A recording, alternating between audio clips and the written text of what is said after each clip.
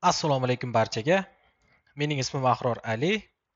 Xo'p, demak, hozirda ko'plab o'qituvchi va o'quvchilarning eng og'riqli qismi bo'lib turgan SAT ni matematika qismi haqida gapirmoqchiman. Demak, ingliz tili zaif bo'lsa ham, demak, SAT dan yuqori balosi bo'ladimi degan savolga javob berishga harakat qilamiz.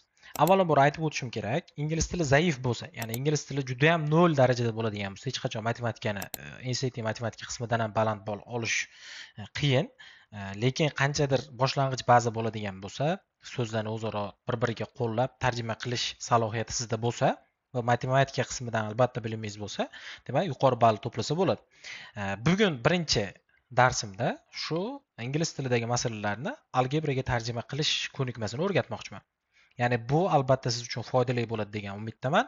Bundan keyingi darslarimizda ham sekin-sekin o'rgatishga harakat qilaman. Bizni yo'qotib qo'ymaslik uchun obuna bo'lishni unutmang. Demak, SAT matematika qismi ingliz tilidagi masalalarni algebraga tarjima qilish. Biz yozdik, ingliz tili zaif bo'lsa ham SAT dan yuqori ball olish mumkinmi? Bu ko'proq o'qituvchilar uchun, maktab o'qituvchilari, demak, ko'pincha holatlarda 750 dan yuqori olishsa, oldin 700 edi, 750 dan yuqori, 750 va undan yuqori olishsa, demak 50% ustamaga ega bo'lishlari mumkin. Shu sababdan bu darslikni tayyorlashga harakat qildim. Xo'p, demak, nimalarni o'rganishimiz kerak?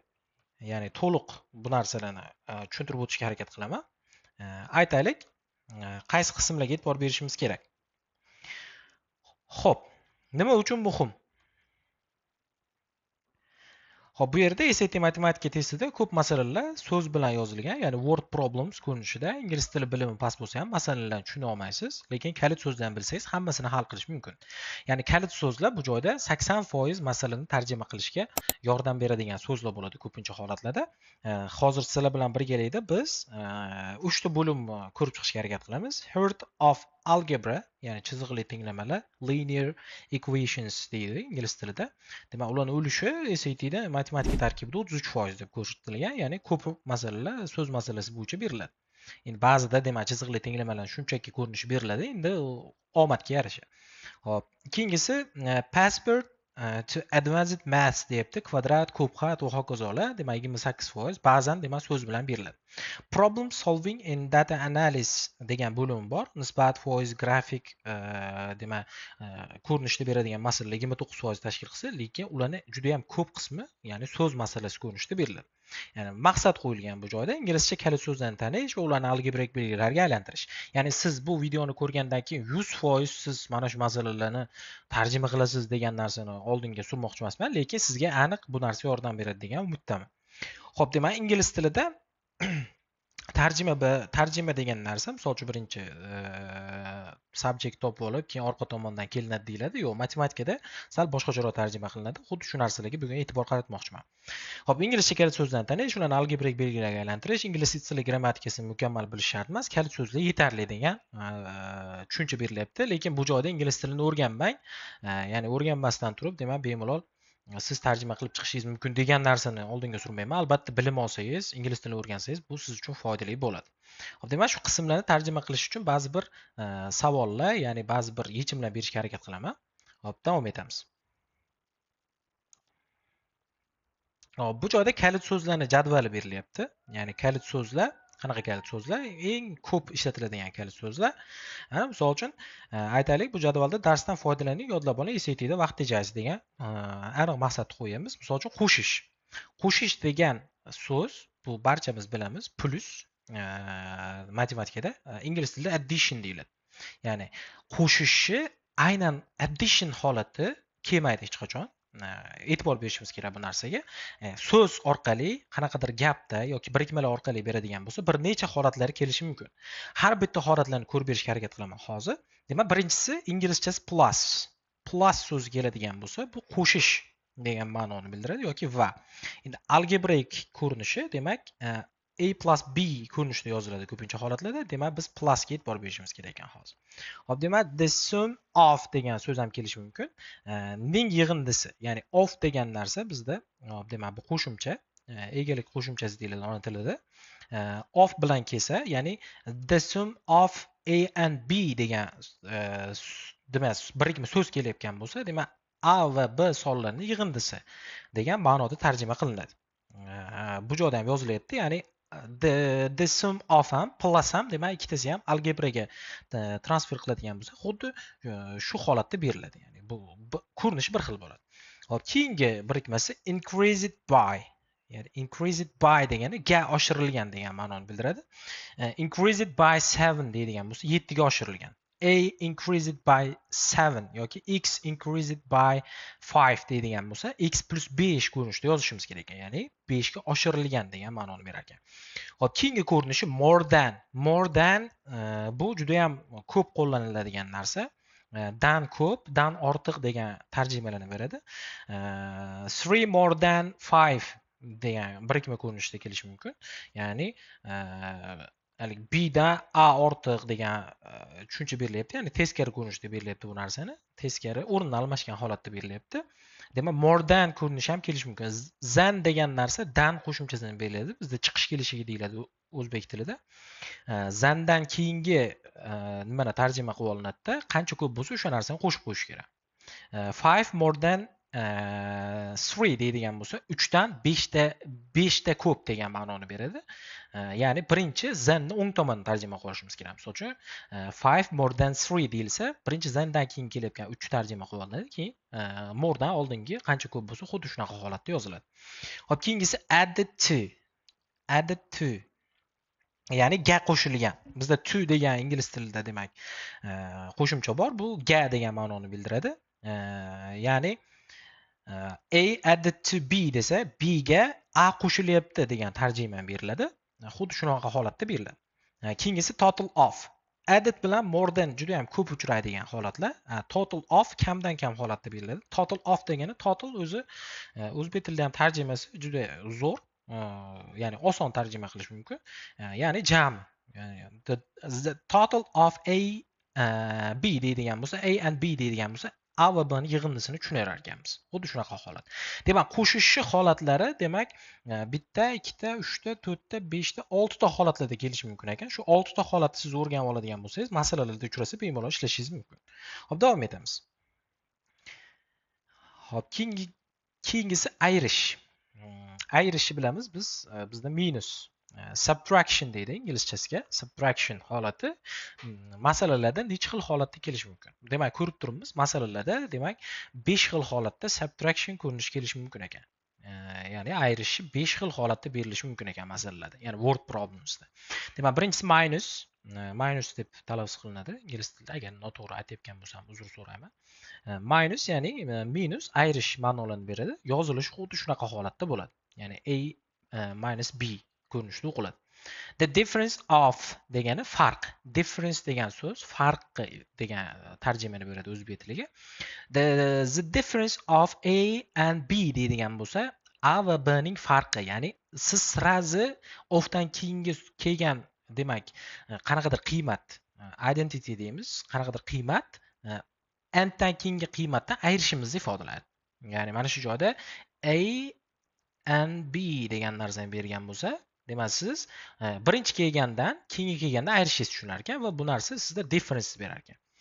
Hop, keyingi tushuncha decreased by, ya'ni decreased by degani ga kamaytirilgan degan narsani beradi. By qo'shimchasi bor bizda. Ya'ni bundan oldingisida ham ko'rdik. A decreased by 2 deydigan bo'lsa, A 2 taga kamaytirildi degan ma'noni beradi. Ya'ni A minus 2 deb yozishga majburmiz. Bu tomondagi birikma orqali o'qiydigan bo'lsak, A decreased by B deydigan bo'lsa, A minus B ko'rinishda yozishimiz kerak ekan. Ya'ni mana bu narsa demak algebraic expressionga transfer qilingan holat. Ya'ni sizda word problemda berildi va word problemni siz algebraic expressionga hozir transfer qilyapsiz. Hop, eng ko'p uchraydigan holatlardan bittasi less than. Bu oldingisi demak more than edi. Bunisi less than. Dan kam. Ya'ni teskari holatda yozilgan bu joyda, ya'ni qarama-qarshi holatida B minus A. B less than A deyapti. Ya'ni A ga kam degan tarjimani beradi. Hop, keyingi ko'rinishi subtracted from dan ayrilgan, ya'ni nimadan ayrilgan degan tarjima beradi. Bunda endi ko'pincha holatlarda teskari ko'rinish yoziladi. B minus A. Endi bu joyda undovni nima ifodalashini ham yozib ketilgan, less than va subtract from tarkib teskari. Yani 5 less than x desa, siz thandan keyingi narsani tepada qo'shishdan o'rgatdim. Birinchi yozib olishingiz kerak. X means 5. Ya'ni 5 means x desangiz bo'ldi, tenglama noto'g'ri tuzgan bo'lasiz. Algebraic expression is incorrect, ya'ni noto'g'ri. O'z-o'zidan demak tenglamangiz noto'g'ri chiqadi. Demak, thandan keyingini birinchi qilib olishingiz kerak. Men ya'ni more than ham o'rgatdim bu narsani. Hop, demak, thandan keyingini tarjima qilib olasiz, ya'ni yozib olasiz va undan keyin lessdan oldingini yozishga to'g'ri keladi. Subtracted from da ham xuddi shu narsani yozasiz.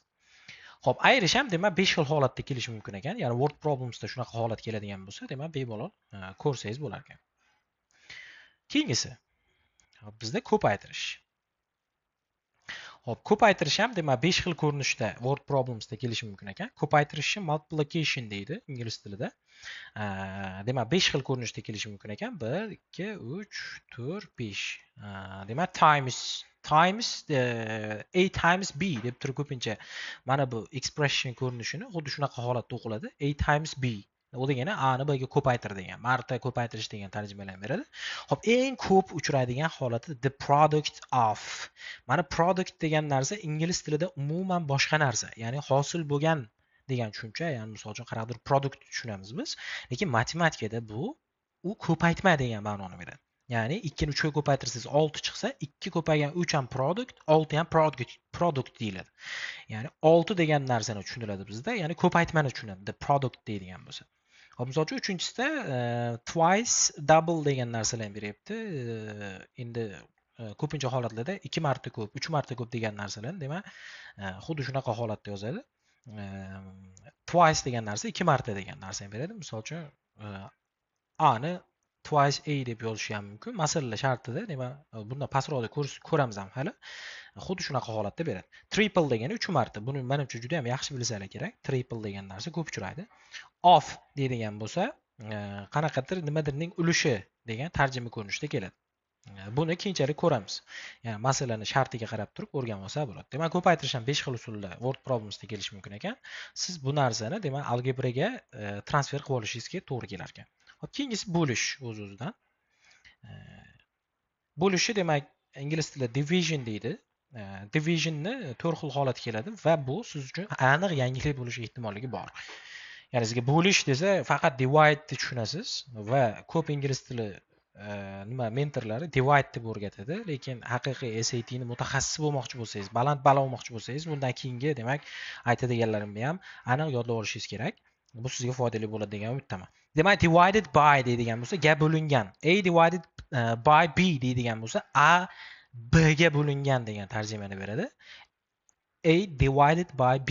Demak, birinchi demak bo'linuvchi uchun yozishimiz kerak ekan va bydan keyin bo'luvchini yozishimiz kerak ekan. Xuddi shunaqa holat ekan. Xo'p, demak, ko'pincha holatlarda tarjimasiga qiynaladi o'quvchilar shu narsani, ya'ni tarjimasini topishga qiynalishadi. O'qilishi ham bir ajoyib. Quotient deydi mana so'zi. Quotient, ya'ni the quotient of A and B deydigan bo'lsa, A ni B ga bo'lingan. Ya'ni ofdan keyin kelgan birinchisi demak bo'linuvchi bo'ladi. Keyingi anddan keyin kelgan demak bo'luvchi bo'ladi bizda. The quotient of A and B deydigan bo'lsa, A ni B ga bo'linmasi degan ma'noni beradi. Demak, rationi endi ko'pincha holatlarda uchratgan bo'lsangiz kerak, nisbat degan tarjimani beradi. Nisbat, ya'ni the ratio of A and B deydigan bo'lsa, demak nisbat. Shu ko'rinishda yozilgan. Endi bu ham demak bo'lishga teng kuchli. Per degan narsa bor, har biri uchun degan. Endi bu masalani shartiga qarab turib uchraydi. Ba'zi bir holatlarda per kelmasligi ham mumkin. Per week degan narsa bor. Ya'ni o'sha bo'linishi, bir xil holatda bo'linishi. Per children degan narsa bor misol uchun. Per pocket degan narsa bor, har bir cho'ntak. Bu endi masalani shartiga qarab turib tarjima qilinadi. Hop, keyingi eng asosiy tushuntirilishi kerak bo'lgan narsa. Ya'ni siz tarjima qilishingiz uchun eng kerakli bo'lgan narsa equals, ya'ni teng belgisi.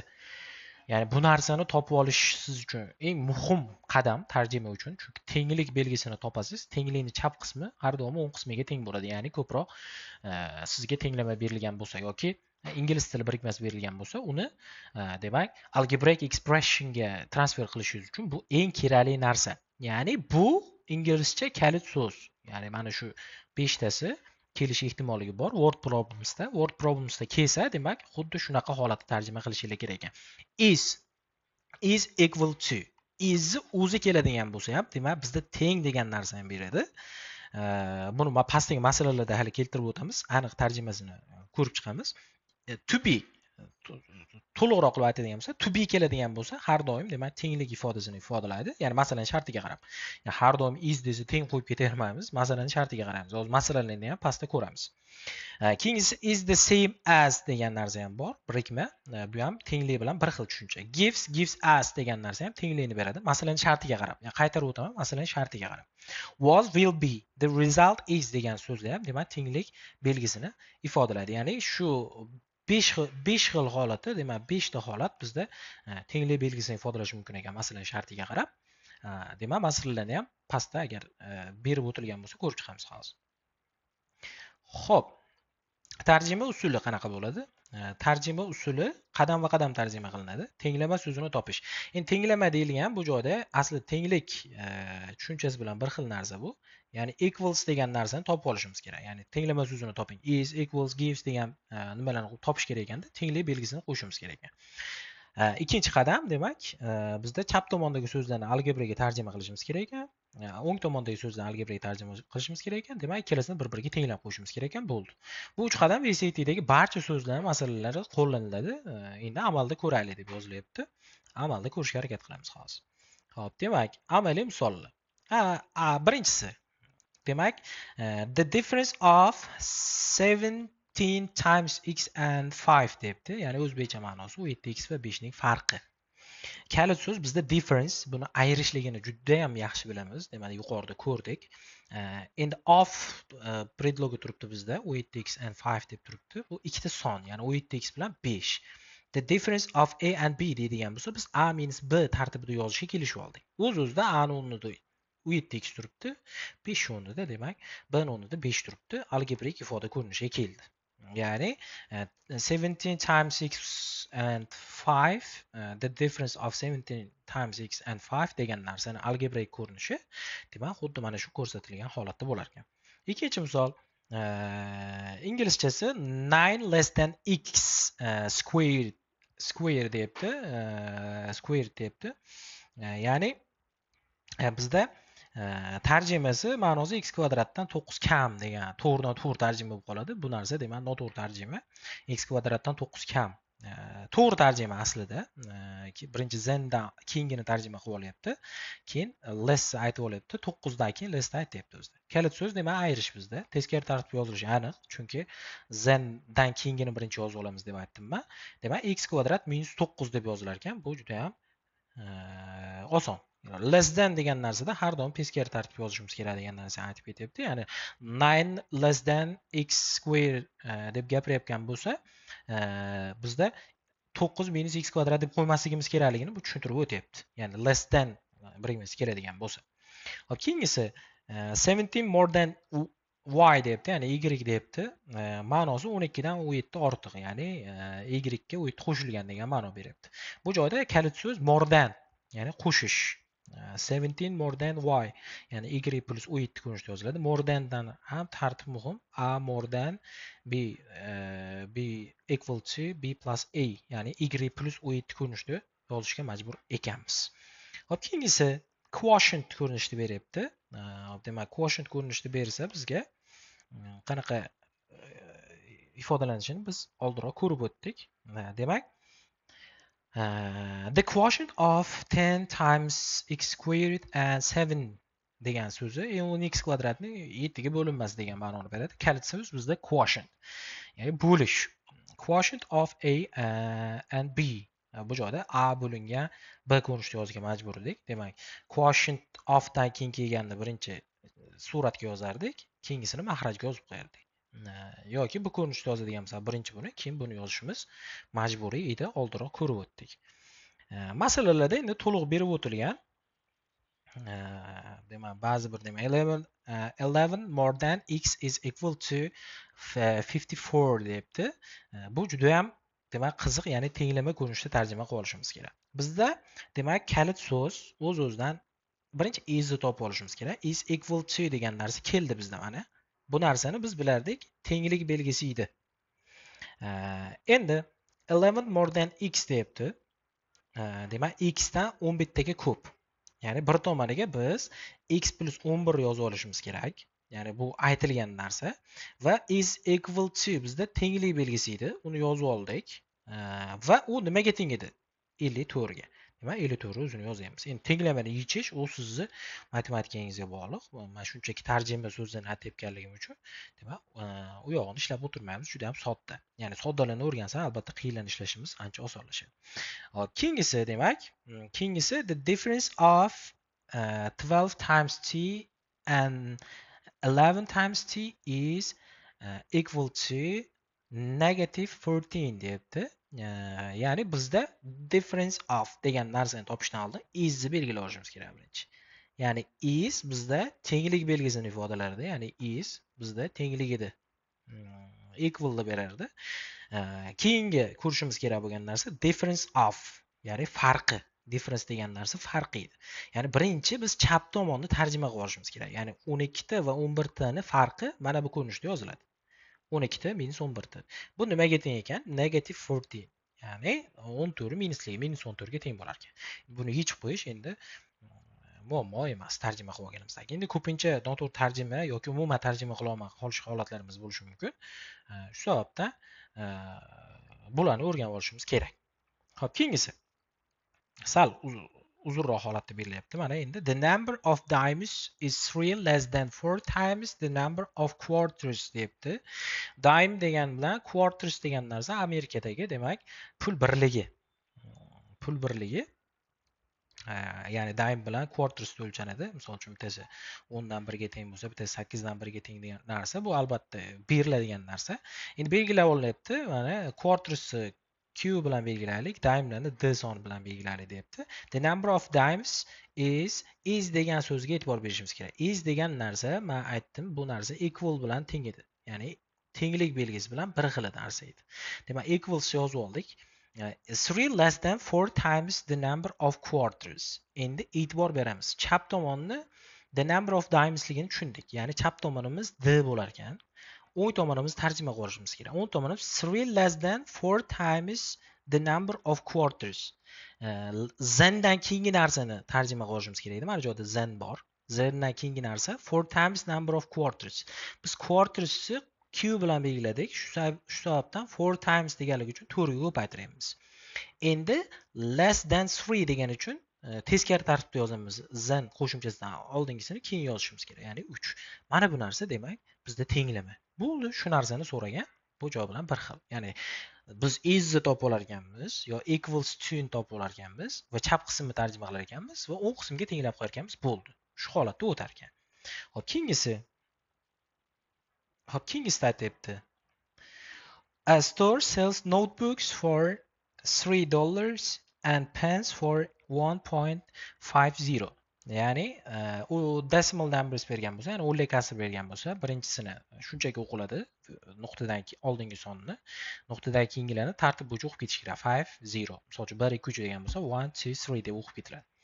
Sarah bought 10 items total and spent $21. How many notebooks did she buy deyapti. Demak, belgilab olishimiz kerak bo'lgan narsalar bor bu joyda. Birinchi navbatda A store sells notebooks deyapti. Bu joyda endi sal bir bilimimiz bo'lish kerak deb boshida aytdim. Demak, magazin bizda notebook bilan, demak, qalamlar sotar ekan. Notebook uchun $3 ekan, qalamlar uchun demak $1.5 ekan. Endi Sara degan qizni ismi ekan, sotib oldi degan narsa bu. 10 items total and spent $21. Ya'ni 10 ta narsa sotib olibdi, items, va $21 sarflabdi. U nechta notebook sotib olgan degan savolni beryapti. Demak, belgilash kiritib olinyapti bu joyda.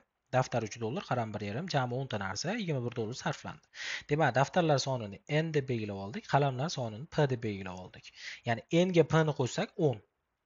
Demak, tarjimasi bo'yicha ketyapmiz bu narsani. $1 sarflagan bo'lsa, demak $3 har bittasiga sarflagan bo'lsa, 3 ko'paygan n, 1.5 ko'paygan p. Bu joyda 21 ga teng bo'lishi kerak. Bu pullarning soni, ya'ni pulli qiymati. Endi plusdan demak p ni topib turib, pastdagiga qo'yib qo'ysak, demak tenglama yechildi hisob bo'ldi. Xuddi shunaqa holatda ishlanadi. Tarjima qilish sekin-sekin shakllanadigan narsa. Bu birdaniga demak zo'r tarjima qilib qolish degan tushuncha paydo bo'lib qolmasin. Ko'proq masala ishlanadigan bo'lsa, demak so'zlar ham o'z-o'zidan tarjimasi keladigan holatda bo'ladi. Ya'ni biz o'zimiz boshlaganimizda ham to'g'ridan-to'g'ri ingliz tilidan o'zbek tiliga tarjima qilishga shoshilib qiynalganmiz. Shu sababdan ko'p misol ishlaganimiz hisobiga anchagina qiyinchilik tug'dirgan. Demak, tez eslatma muhim qoidalar. More than demak qo'shish, lekin tartib teskari ekan. Less than ham ayirish, lekin tartib teskari. Subtract from ham different difference of a and b bo'lsa tartibi to'g'ri, tenglik belgisiligi, twiceligi, purligi hamma narsani belgilab ketyapti. Demak, bu joyda xatoga yo'l qo'ymasligimiz haqida gap ketyapti. E'tibor qaratib qo'yishimiz kerak ekan. Buni demak to'xtatib turib ko'rsalar ham bo'laveradi. Yaxshilab e'tibor qaratib olishingiz kerak bu narsaga. Xo'p, keyingisi mustaqil bajarish uchun mashq bor. Endi bu joyda hozir YouTube'ga joylayman bu videoni. O'zingiz uchun to'xtatib, demak, har bittasini mana shu joyga yozib chiqsangiz bo'ladi. Misol uchun, birinchisi aytibdi the sum of x and 12 deyapti. Ya'ni bu narsa the sum bo'lganligi uchun the sum bizda qo'shish bo'lganligi uchun x + 12 deb yozib qo'yishingiz kifoya. 7 less than a number deyapti. Siz numberni qaysiligini bilmaysiz. Demak, x deb belgilab olasiz bu narsani. Birinchi thendan keyingi kelgan narsani belgilab olishimiz kerak edi. Keyingisi demak lessdan oldingini shunchaki yozib qo'yishimiz kifoya. X - 7. Demak, bu narsani YouTube to'xtatib, o'zingiz ustingizda ishlab ko'rish uchun demak, bemalol to'xtatib bajarib ko'ring. Va pastda buni tayyor javob bor albatta. Shunaqa holat. Demak, yuqori bara olish uchun siz birinchi qadamni tashladingiz deb o'ylayman. Endi bu bir martalik darsni ko'rish o'zi kifoya qilmaydi. Ya'ni aniq biz lug'atlar bo'yicha ishlab olishimiz kerak. Lug'atlarni to'liq ko'rib chiqishimiz kerak. Ya'ni yodlashimiz uchun. Men sizga demak 375 talik demak matematikadagi lug'atlarni tayyorlab qo'yganman. Va undan tashqari aynan hozir ko'rib bergan masala topshiriqlarimga doir 100 ta masala saralab o'zim tuzib qo'yganman. Ya'ni PDF ko'rinishida bu ikkitasini ham siz bemalol sotib olishingiz mumkin. Sotib olish uchun albatta bizga Telegram orqali bog'lansangiz va to'lovini qilsangiz atigi demak 15 ming so'm evaziga ikkita PDF faylga ega chiqishingiz mumkin. Ya'ni birinchi kungi topshirig'imizni yaxshi tushunib olishingiz uchun demak ham 375 talik lug'at bor. Bu 375 talik lug'at geometriyasi ham uni ichida, algebrani barcha mavzusi, data analiz deysizmi, stereometriya deysizmi, barchasi demak o'zbekcha, inglizcha va ruscha jadval orqali berilgan 375 ta so'zni demak bemalol sotib olishingiz mumkin. Va undan tashqari 50 ta oson darajadagi, 30 ta o'rta darajadagi va 20 ta eng qiyin darajadagi demak savollarni siz bemalol sotib olishingiz mumkin. Ya'ni Telegramdan bemalol menga aloqaga chiqishingiz mumkin. Hozir YouTube havolasida men Telegram demak raqamlarimni yoki silkalarimni qoldiraman. Bemalol men bilan bog'lanib, ya'ni mana shuni sotib olishingiz mumkin. Xo'p, endi bu davomiy bo'ladi, xudo xolasa, chunki boshidagi mavzularni o'zini qanaqa tarjima qilinishini ko'rib berdim xolos sizlarga. Hali yangiliklar albatta oldinda. Bizni kuzatib turadigan bo'lsanglar, xudo xolasa, sekin-sekin etap-etap aynan xuddi shunaqa holatda topshiriqlarni berib, qanaqadir Telegram kanal orqali demak SAT masalalarini birgalikda diskus qilibmi, nimadir qilib SAT darajani kuchaytirishga harakat qilamiz. Bizdan uzoqlashmang. Xudo xolasa bundan buyog'ida davom etamiz. Barchaga rahmat, e'tiboringiz uchun rahmat.